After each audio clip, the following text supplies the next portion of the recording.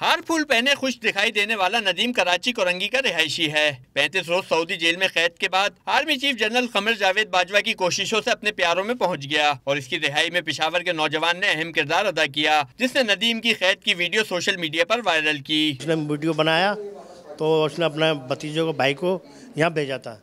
میرے پاس شناختی کارڈ بھی نہیں تھا، نہ پاسپورٹ نمبر تھا، کچھ بھی نہیں تھا، تو اس نے میری بڑی مدد کری۔ میرے کو بڑی خوشی ہو رہی ہے، میں اپنے بھائیوں میں، بہنوں میں۔ ندیم کئی سالوں سے سعودیہ میں رہائش پذیر تھا اور کمپنی سے نکالے جانے کے بعد اقامہ اور شناختی کارڈ نہ ہونے کے باعث گرفتار کر لیا گیا تھا۔ گرفتاری کی خبر اہل خانہ کو ملی تو حکام سے ندیم کی رہائی کی اپیل کی گئی۔